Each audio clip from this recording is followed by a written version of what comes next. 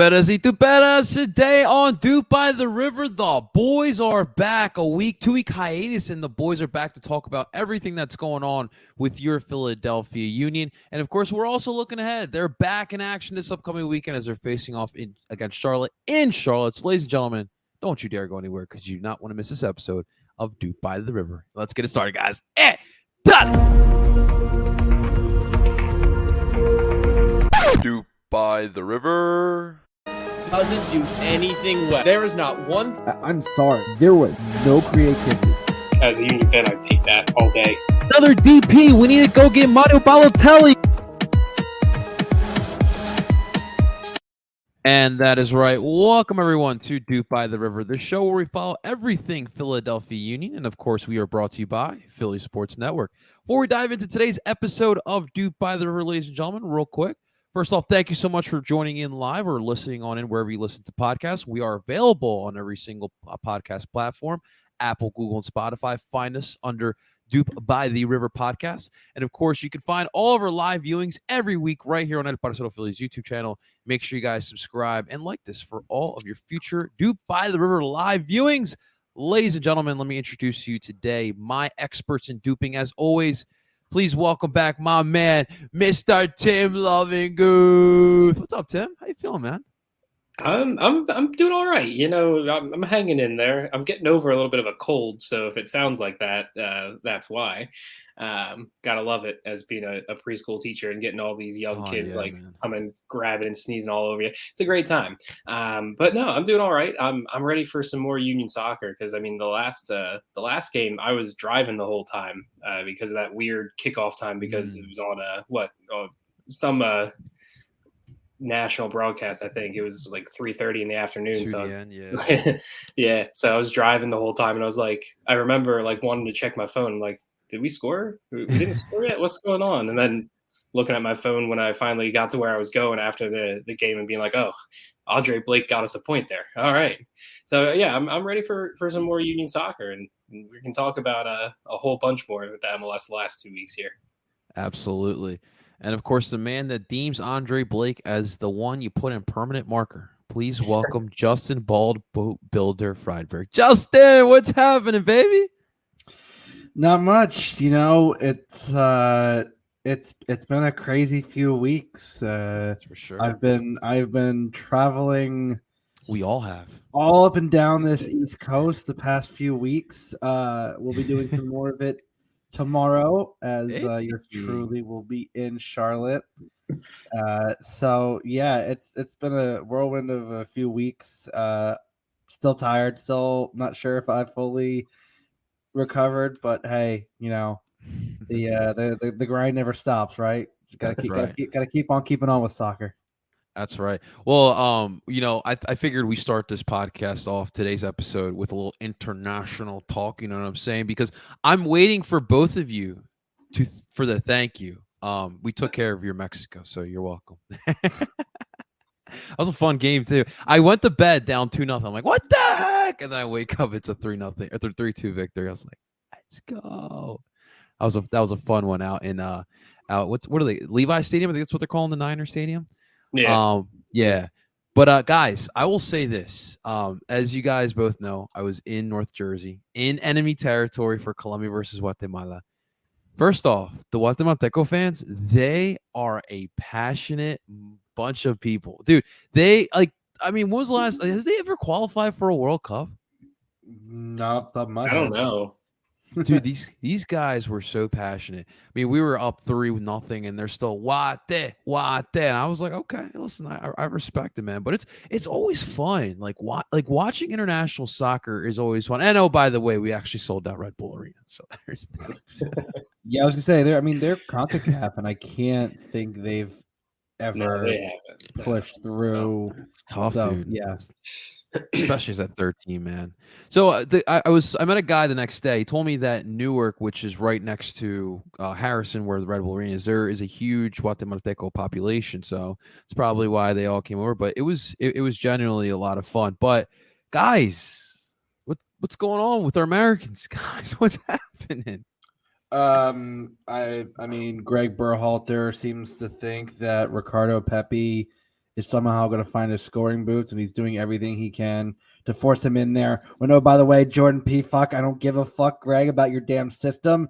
Jordan P. Fuck, it's fucking scoring. So, can we get that on a T-shirt? Yeah, I need that on a T-shirt. Well, and the funny thing was is, great. Like our buddies, the Cooligans, like they were in Germany. They interviewed him, and he basically said, like, that was a great interview. Like, it's not my call. Like, he keeps scoring, and I'm sorry, but I don't know what Greg's fucking aversion to a damn target forward is. When two of your strikers are not hold up guys, it helps to have one. If you look, and I'm going to go right back to 2018, Olivier Giroud did not score a fucking goal.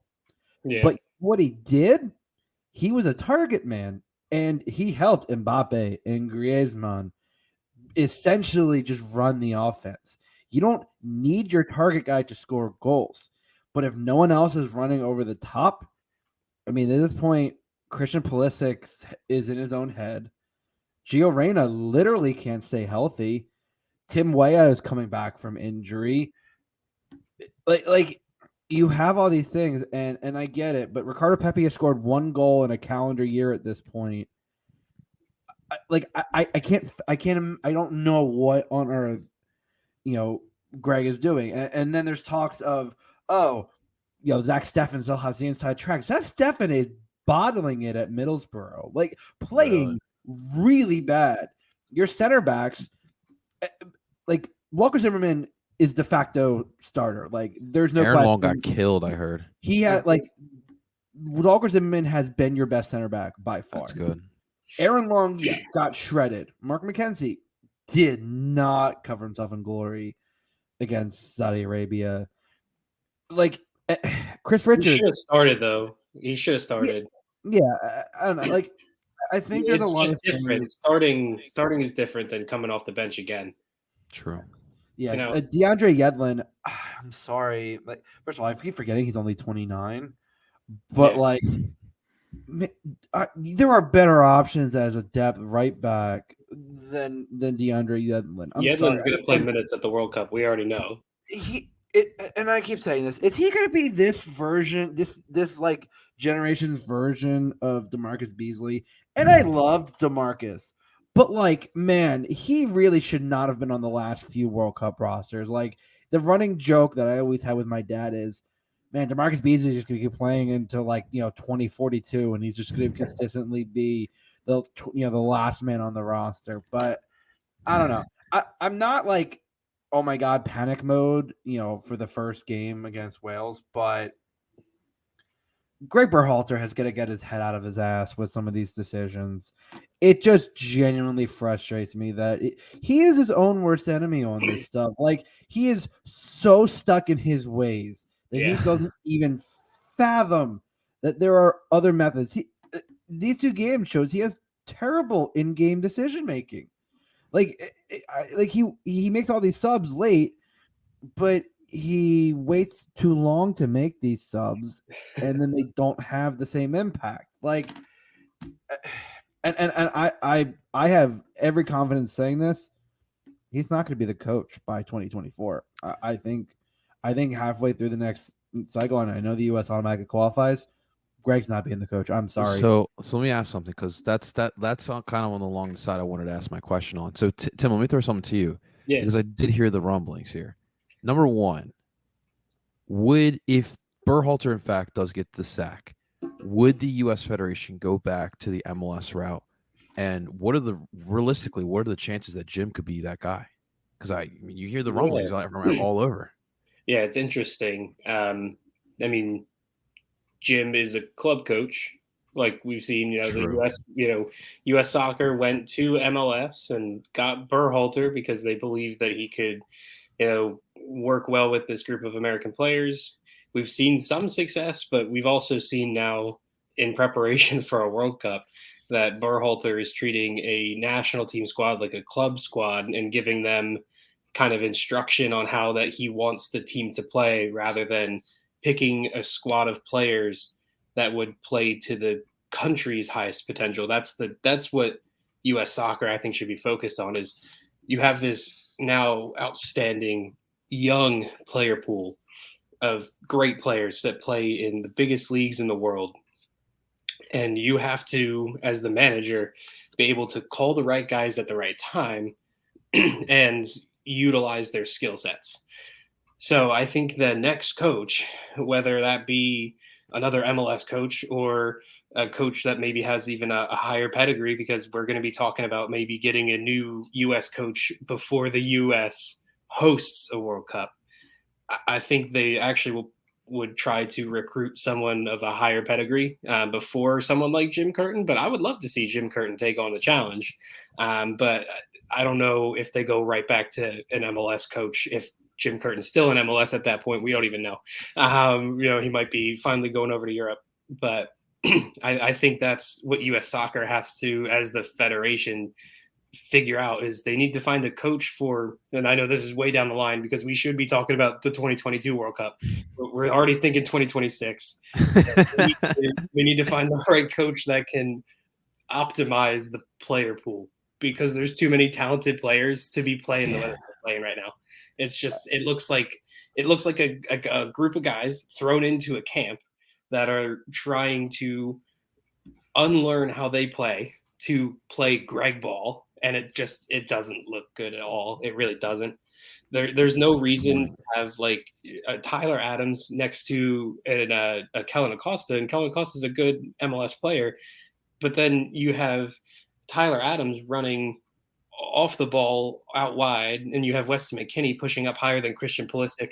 It was very odd. The Saudi Arabia game, at least, that was. Yeah, it was. It seemed like Tyler Adams was playing as a single pivot in a spot with two guys who aren't going to provide the coverage that a single pivot is going to need, especially with Tyler Adams' semi-limited passing range. Yeah, but then it was also like they were both supposed to be defensive midfielders, and then but it wasn't that. I don't know. It's, who knows what it's going to be.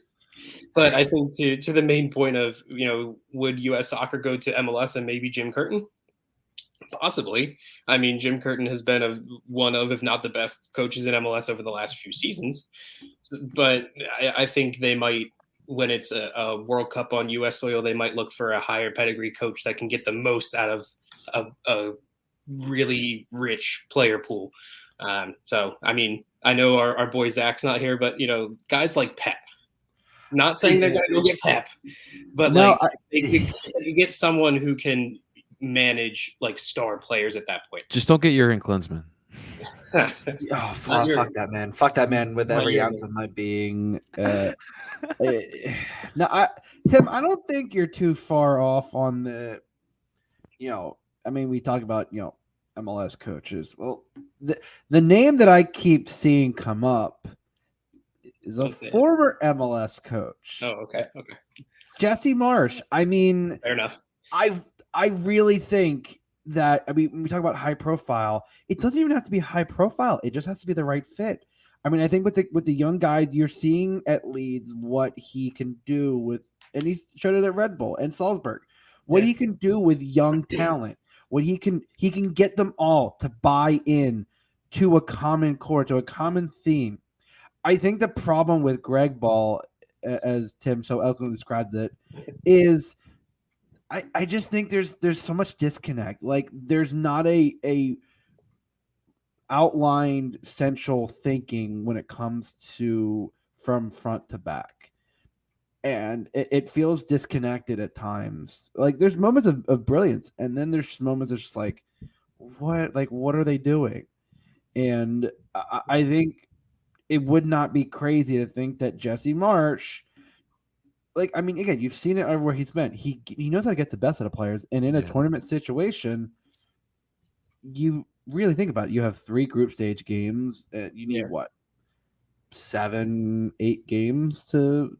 I know they're expanding the field, so it's going to go a little more. But I think in a tournament setting, I feel like Jesse might know how to push all the right buttons, and it wouldn't be crazy to think that maybe, maybe Jim doesn't get a head coaching job. Maybe if Jesse gets the job, maybe he joins Jesse's staff. We've seen U.S. assistant coaches get great jobs. Look at Josh Wolf, Mhm. parlayed a U.S. assistant gig into the Austin job, and look what he's done now. I think I think you can spin that. Like Jim doesn't. He could go to Europe if he wants to. I have no question, and I'm not doubting his ability. But I think could you imagine a coaching staff with Jim and Jesse? Like, I feel like that is the very, and I Get think that fired up, man. if you have coaches on that kind of a similar like similar level, I think that would work, and I think it would be such a like a coaching juggernaut of like of having multiple coaches having that kind of ability to really rally players. I think it would be something that would be unmatched by most federations. Or hear me out. I mean, I heard Zidane's a free agent still, so I mean, you guys go that route. We don't Zidane with Marsh and Curtin as assistant coaches. Justin, who's gonna be the one he teaches the headbutt? Probably Pulisic, if we're being honest. I mean, No, that's not. That's look at Connor Casey as assistant coach. Nobody's saving international play. Nobody. Listen, you need a hard man, whether it's on the field or on your coaching staff. yeah. And Connor Casey just knows how to do it. So Paul Rushing, is that what we're saying for the U.S. national team? I mean, Yeah, listen. If they need someone who looks like he's gonna scare the shit out of the opposing team, the staff, I think Paul is your guy. Yeah. That's for sure. That's for sure. Well, speaking of Paul and the rest of the Union squad, gentlemen, before we had our own international break, we had a match down in Atlanta, a 0-0 draw, as Tim alluded to earlier as well. Guys, it's been a minute since we talked about it, but anything you guys want to say? I mean, I'll put it out. I'm not mad at this at all. I think honestly, Andre Blake moved himself into the MVP voting with the saves that he made. And I know he'll probably just win goalkeeper of the year, but I mean, like maybe one or two media people that get vote from MLS HQ will actually like put down as a joke Andre Blake, because like it shouldn't be a joke, but like the saves that he made could literally be the difference between winning a supporter shield or not. Like with that point, like it really could come down to that. So that was my main takeaway, was that Andre Blake has always been unreal for this club, but he's just keeps raising his game, and we need to appreciate that, because we keep saying we write his name in permanent marker, but there could be a day where he's not here anymore. Oh, and don't say that. And it's been like 9 years or something like that, which is crazy to think about. Yeah, like 8-9 years. Yeah, this is 2014. So yeah. Did you guys see what the social media team put out there? They're gonna hand out a signed brick by Andre Blake to. I mean, it's amazing that that's awesome. they put the piece of Andre Blake's body to auction off. And they autographed it. That's an actual permanent marker. That dedication, I don't know. You know what? It just kind of felt like they were trying to get a point, right, Justin? Like that was the plan. Like, listen, I think the first half was very tight. I don't really think one team really truly established really dominant possession. Second half, I mean, also the ref definitely felt like the ref was losing control of the game. Like there were very, very curious yellow cards for both teams. I will say. Second half, I mean, the Union had a very good chance to hit the post. I mean, it was very tight. And then after like the 70th minute, you saw a lot of the, because of all the yellow cards, I think you didn't want to risk anyone varying it to suspension. So you started subbing off players. You started putting in the kids. Yeah. I think you were being smart. You also were missing Ali, who had an unfortunate knock 2 days before the game. And he still game time decision for Saturday. If I'm Jim Curtin, I don't bother playing him. I mean, the turf's gonna be slick. And on turf, I don't think you need to risk it. But I think this is one of the few games. I think this is really one of the only games I've seen really this season where Andre Blake had to be Andre Blake. Like the thing this season, and the reason why he is probably gonna win goalkeeper of the year is because He has made the saves, but he's made the highlight reel saves, but not having to steal games for you. Like having a goalkeeper who has that ability to make those highlight reel saves is a luxury that the defense knows that they have. And they've been the best defense by far in this league. There's no question. This is the best back line in the league. So having a goalie like Andre Blake in past years, we've seen it. He's had to steal you games. Yeah. This year, he is helping you secure points, whether it's a win or whether it's a draw. And I think this is truly the only game that I can think of where Andre Blake literally stole points. As far as we go back all season, I don't think there's been a game where Andre Blake has had to steal points. Like I said, he has helped secure points. He has helped ensure that you've either get at least 1 or 3 points. But this is truly the only game this season where he stole points, and I am perfectly okay with that. It is a road game.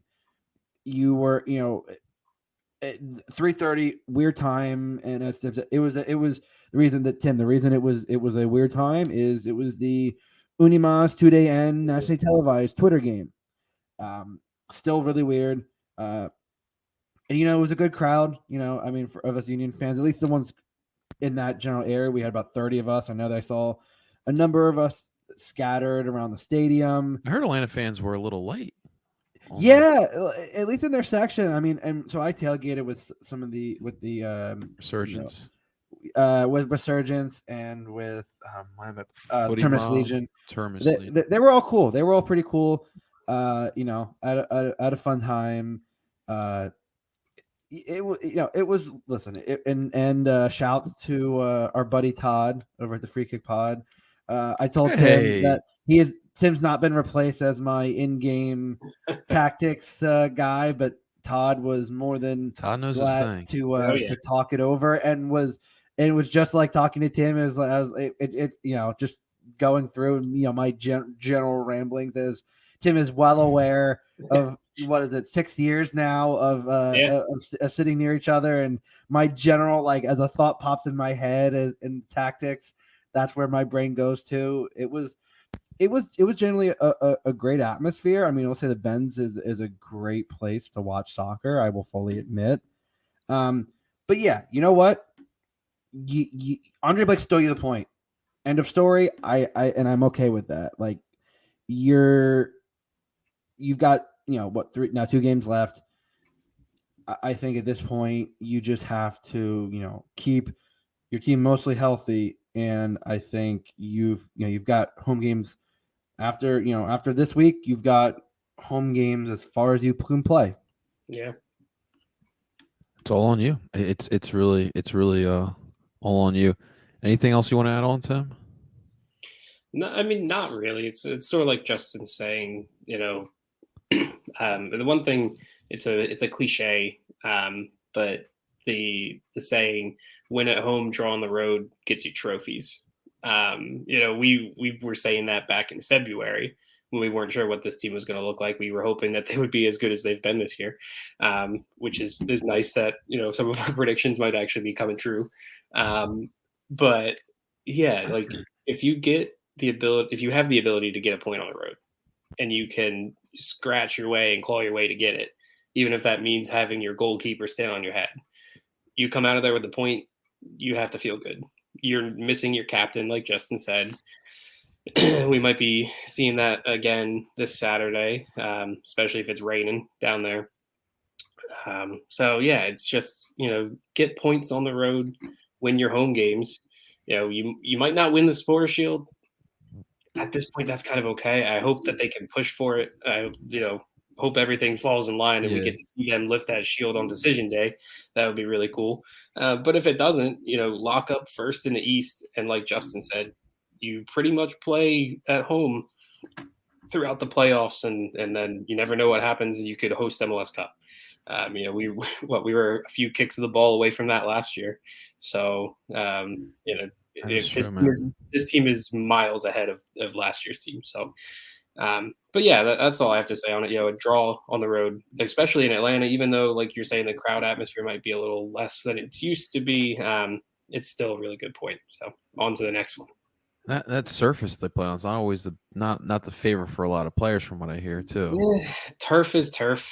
Unfortunately, it's part of MLS. It's going to be there. It'll be interesting to see how the 2026 World Cup goes. But I know they're going to put grass over top of the turf, so we'll see in those certain spots how that goes. But it kind of is what it is. You have to weather that storm. All right, guys. So I want to do something a little fun here, real quick. So I want to look at the Eastern Conference potential playoff teams. And I want you guys to tell me if you out of any of these teams you feel can be a threat to the Union if we face them in the playoffs. Obviously, listen, Union are pretty darn good this year, but we've seen it before, and the playoffs are the playoffs. So I'm looking right now at the teams that are still vying, still alive for a playoff spot, even the ones that probably, let's be real, are done. But at the 2 seed, obviously Montreal, followed by the Red Bull, NYCFC, Cincinnati, Orlando, Miami, Columbus, Atlanta, Charlotte, and New England. Those final 4 teams that I mentioned still alive. We'll start with you, Justin. Out of any of those teams, realistically, who do you think has the best shot of taking down the almighty Union? The only team I think that would absolutely push this team to the absolute limit is Montreal. Okay. Like, I think looking at everyone, and the name that I keep hearing is Cincinnati. And they're like, oh, well, Pat Noonan has us basically figured out. You know, he used to coach it. Like, again, like, first off, the draw here, that Union team, miles different than the team that you have now. The Union are not a strict counterattacking team anymore. They haven't been basically since July.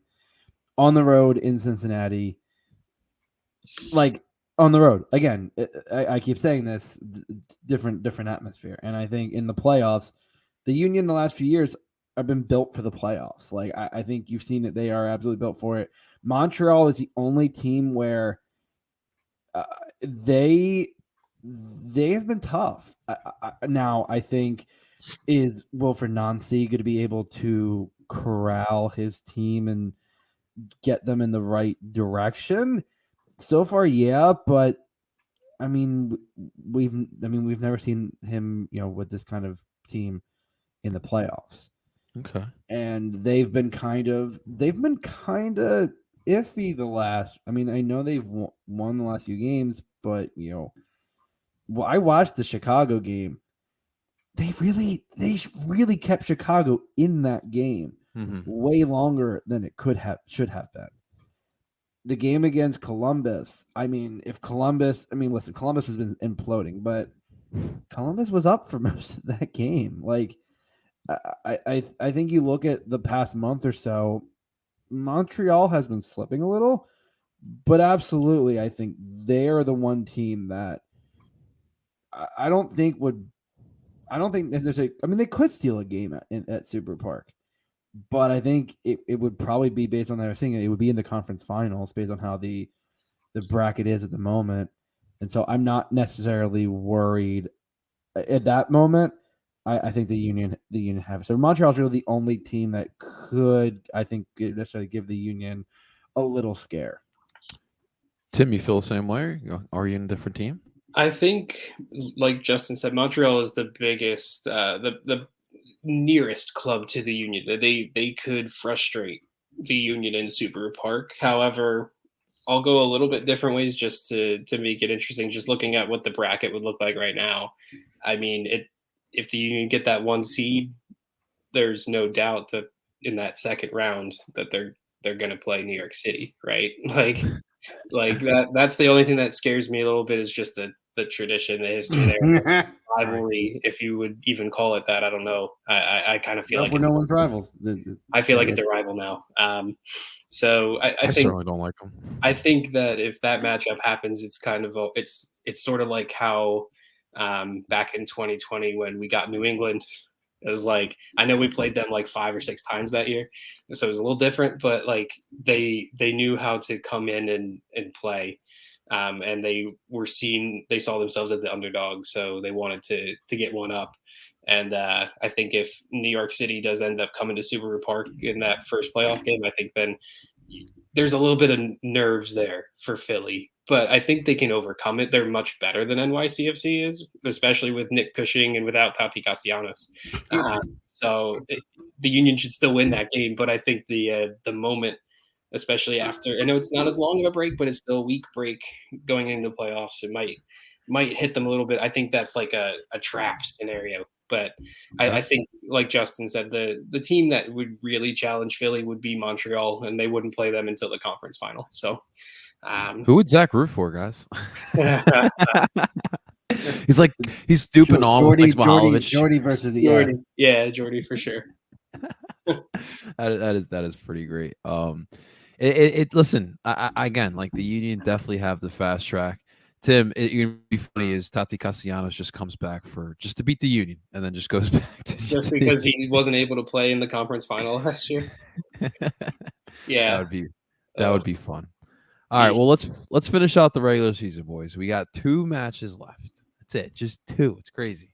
And first up, we got Charlotte, which of course our boy Justin will be down there.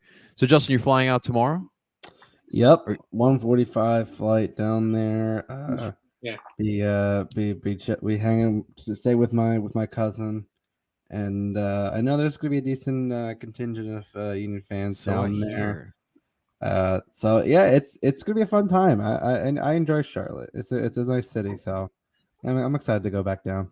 I'm really just curious about the soccer experience because you know how I feel about NFL stadiums in the sport. So yeah, let us know what that's like. The last time I was in Charlotte was right before the pandemic started. Okay. And obviously no one knowing what was happening, and at the time Charlotte was going to be coming in 2021. I remember talking with my Uber driver on my way to meet my cousin, and she was saying that like, and I kind of knew that. I mean, North Carolina, Cary has been the site of the College Cup and numerous national team games. You have numerous USL sides in this, and I'm like, oh, I'm like, yeah, I'm a Philadelphia Union fan, and I was talking about soccer, and I was like, oh, I played a team, and she was like, and she was going on and on about how pumped everyone was for the team coming, and like everyone was excited, and like that their whole family plays soccer, and like on and on and on, and I was just like, wow, I did not realize how passionate of a community there is in Charlotte. Yeah. And you've seen it this year. I mean, they've had a pretty solid crowd for most of the season. I'm honestly surprised. And that was the thing. People initially were like, oh, those first few games, oh, that's it. Like it's that, that early boom, and then it's like it fades off. Not that I saw, even with the instability with the coach, with the coach, that those fans have remained loyal, and I will give them credit where credit is due. They've hung around.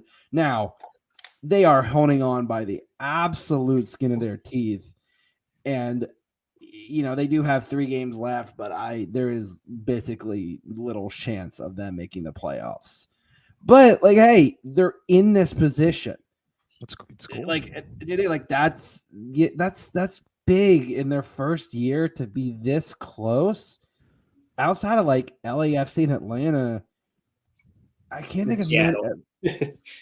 Well, Seattle this year is doing the exact opposite. It's funny that this will be the first year. Listen, they're not making the playoffs, which is they're not going to make it. First time ever. Which me, I find hilarious. What? Yeah, I mean, ever? They have been in the playoffs. They need to win out and have help make it. Yeah, but I think the Charlotte team has been better than the sum of their parts, I think, at times. But I think, having said that, I just think that we've talked about how Andre Blake stole a point here. I don't think we're gonna have to worry about that as much, because despite how this team's changed, Charlotte's still very reliant on Swiderski. Like, he really is. They lost one of their best central defenders, Carujo, to a bad knee injury. Isn't Fuchs out too? He got a red card, and I think he had was it just one game, or I thought he had he had a couple. Okay. Because it was But so yeah, like the Charlotte this will be an interesting game, but I think that the Union, after what happened with Atlanta, I think you only have one more away game. I think you'll give it a little more effort, and I think you've seen how this this Charlotte team plays. They're shaky out of the back. If you cut off the midfield connection between them and the attackers, they try to play a lot of long balls, and Union excel really at shutting those down because they, again, highway robbery that Jake Elliott was not named the Defender of the Year. I still do not know how that happened. But the nice thing about having a Elliott Glesnes pairing is that they kind of stagger the way they are positioned, so that basically that Jack Elliott is the one that kind of tracks the long balls, and Glesnes is the one that kind of meets things, those shorter balls in the air. I think having that and having, I think obviously Kai is going to be massive on this, getting up and down. I definitely think this is one game where Olivier might be utilized well, given the expansiveness of the Charlotte side. I think they are absolutely open to being exploited on the counter for the few moments the Union have to go on the counter. With possibly no alley, I think you might see some Jack McGlynn, and you might have a three of Jack McGlynn, Leon, and Brujo behind, and so I think it's going to be a very interesting game. I think the weather conditions, based on what I'm seeing, game time might just be cloudy. The rain appears to be passing through Friday. The forecast has improved so far the last few days that I've seen, and most recently I just saw looks like just cloudy for the game time. So I won't have to be rowing my canoe from my cousin's apartment to the stadium.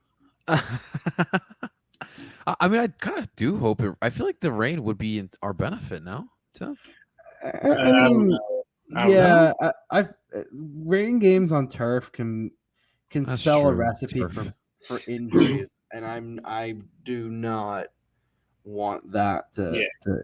This is literally the Union just have to play smart these next two games, to not do anything stupid, just keep things simple.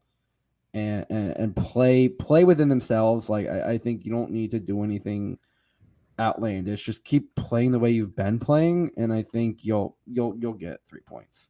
To that point of keeping it simple, though, I think that's why they actually will go back to Nate Harriel this weekend. I think I don't know. Like I think they just need to be that extra bit defensively solid on the right side, especially if you're playing Jack McGlynn. If Ali can't go, you need someone to kind of stay home while Jack makes his runs a little bit. I mean, he's not too fast, but Jack's going to move up the field with the ball, so you're going to need someone to kind of cover for that position a little bit, especially on the road.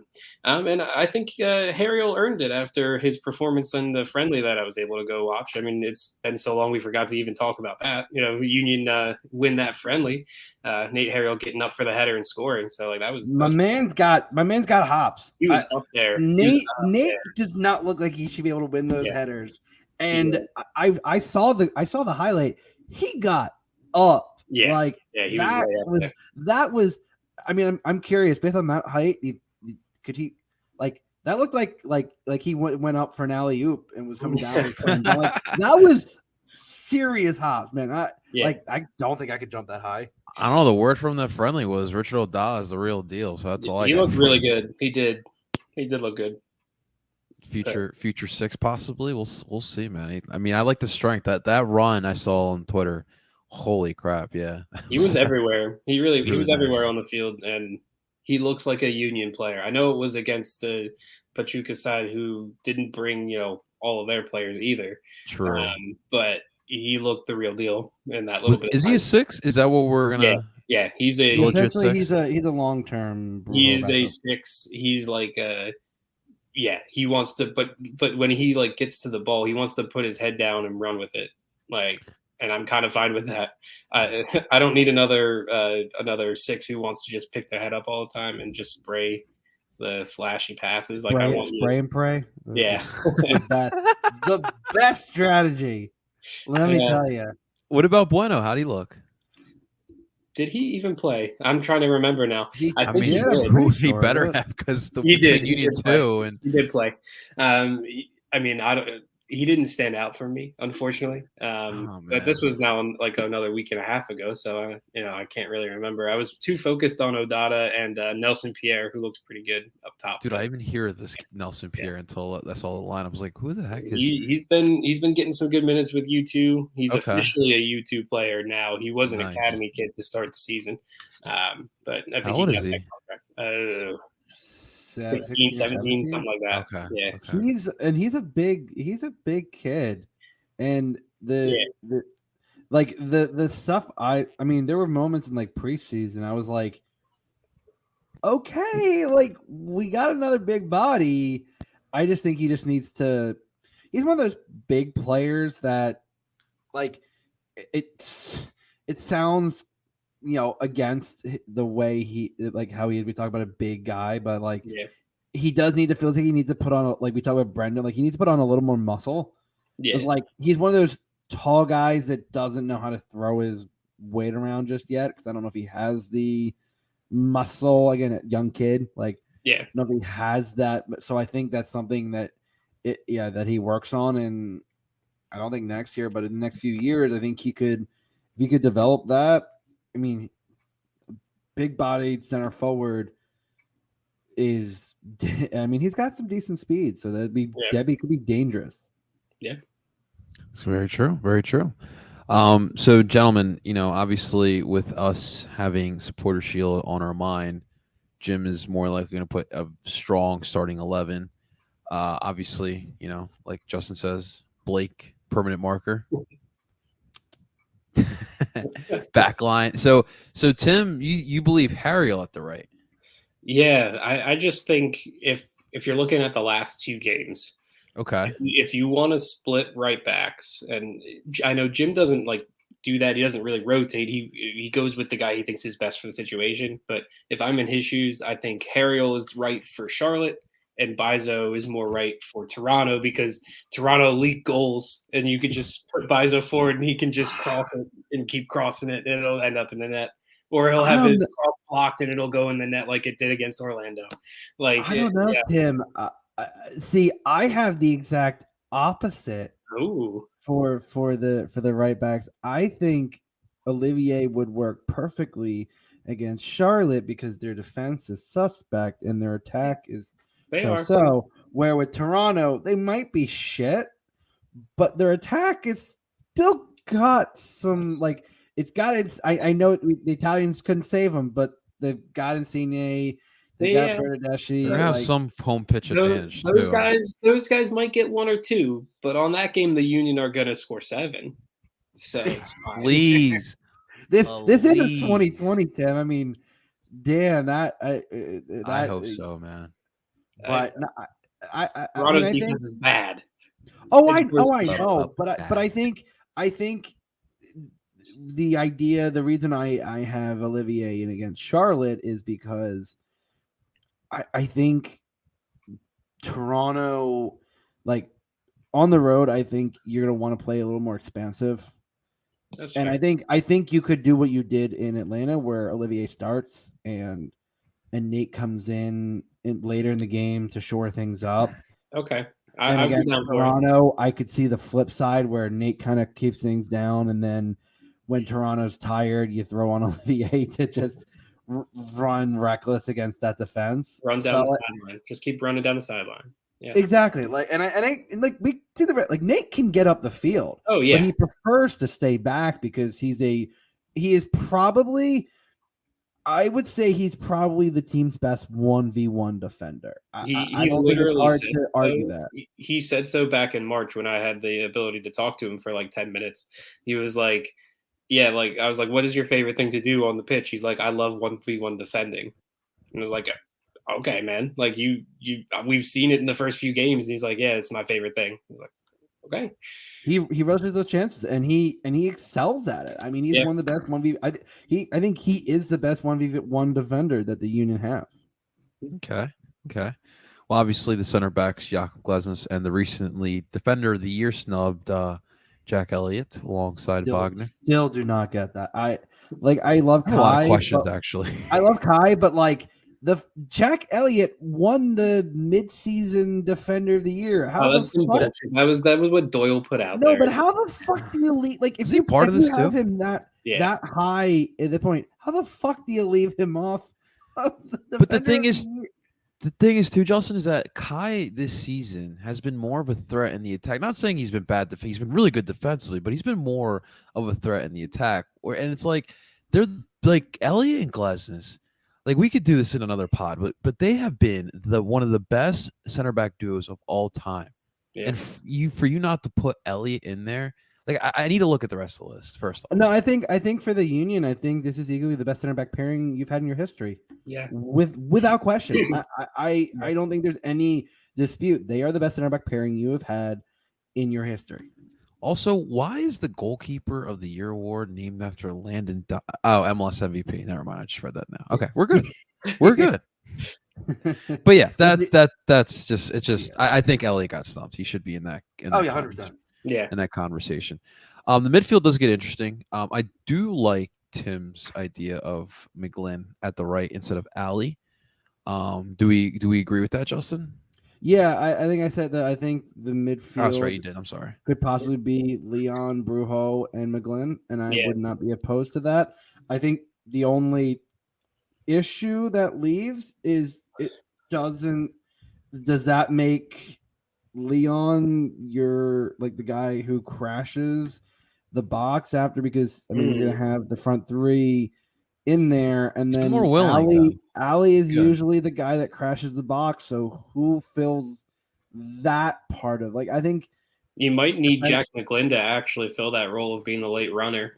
I don't know if he would do it. I think he could still facilitate. So I think that's not out of the realm of possibility. But in that thinking, it got me thinking. As soon as you said Jack McGlynn replaces Ali, I'm like, well, the one thing that Ali brings to the table is his ability to be that fourth runner, that late run tracker, the one that cleans up the rebounds, the one that when defenders have already sunk in, Ali comes in the top of the box and rips a shot. Like, it creates the havoc. So that's a tough ask. And I think of Jim Smart. I think you maybe bring Ali, maybe he's on the bench, but there's no way you start him. Like, I don't think you're risking it. This is true. And then we have to find a nickname for this big three. Gazek, Karansanua. We're gonna find something for them. We'll have to give it to the listeners. Give a good nickname to these three, because these guys deserve like a good. Yeah, like the Legion of Dupe. Like I'm trying to like Justin got that one. I'm trying to create an acronym with their. I was trying to do something with like the nationalities, with their names. It's real because you got Argentina, Hungary, and Denmark. And Denmark, it kind of creates an issue here. We'll come up with something fun, but these guys should have some fun on Saturday, right? Yeah, I think so. I don't see why. You think they'll get it back after another game on turf? Like I said, I wasn't able to watch the game in Atlanta, but it sounded like that's what people were frustrated with, was that the attacking three really couldn't get a foot right on the turf and create many good attacks. I don't know. Like I said, I wasn't really able to see much of that one. I also think it was the fact that Atlanta was kind of jamming things up in the midfield, where I don't think Charlotte is going to have that ability to break things up like that. So I think I think Gazdag will have time and space on the ball. I think he'll be able to do what he does best and get the strikers really moving and getting them in space. And they had chances. Yeah, like I said, the ball just had those weird bounces. Like, it would just like the perfect ball over the top, and the ball would be just out of the reach, or just like not like it was right. Like, I think the turf was acting a little funny, but turf can either like turf can act that way sometimes, and I A think little funky. it'll be a little funky, but I think that's kind of the risk you run when you're playing on turf. So you're saying that Derek Jones won't be able to stop these guys? Oh my God! You just went there. I don't think he will. I love Derek Jones. Where is he? He's in Charlotte, and he's starting. Are you serious? He's been a starter for them. He got traded like very early on in the season.